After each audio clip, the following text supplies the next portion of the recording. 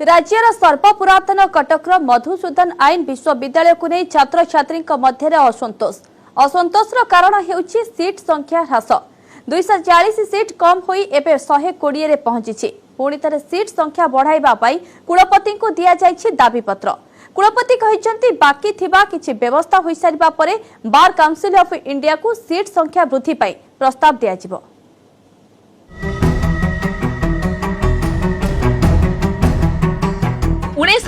मसीह प्रतिष्ठित राज्यर सर्वपुरातन मधुसूदन आईन महाविद्यालय 2021 एप्रिल में मिलिथिला विश्वविद्यालय मान्यता।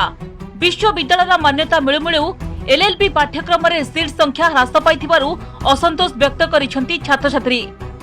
पूर्वरु 240 सीट थिला एबे 120 को कमाई देथिबा अभियोग होइछि। दिनकु दिन आईन शिक्षा क्षेत्र में अधिकरु अधिक छात्र छात्री आकृष्ट हेउथबारु सीट संख्या ह्रास हेबाको विरोध करी कुलपति को दाबीपत्र प्रदान करने सह एने बार काउंसिल ऑफ इंडिया को अवगत करा बोली छात्र छात्री कहते।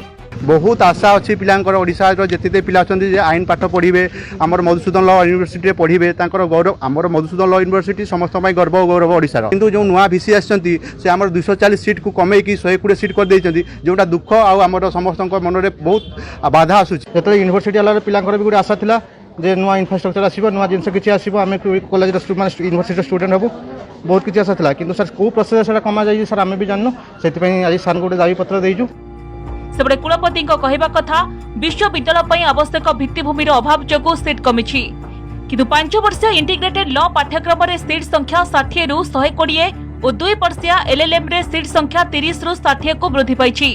छात्र और छात्री निवास सह डिजिटल क्लासरूम और अत्याधुनिक पाठागार निर्माण पर बार काउंसिल ऑफ इंडिया को आवश्यक सीट बढ़ाइबा पई आवेदन करा जिवो बोली कहिसंती कुलपति professor Kamaljeet Singh. Right now, you are aware that we don't have infrastructures to accommodate that number of students. We have a plan to increase the number of seats in each and every course. Until unless we are not having infrastructure, we will continue with the 120 for 5 year, 120 for 3 year, and 60 for LLM, which stand at 1080, which was earlier the step. राज्यर गर्व और गौरव मधुसूदन आईन विश्वविद्यालय रे आसंता नवेम्बर मासरु PhD पाठ्यक्रम आरंभ करने को लक्ष्य रखिछंती विश्वविद्यालय कर्तृपक्ष। कटक दिव्येन्दु मिश्र, न्यूज 18 ओडिया।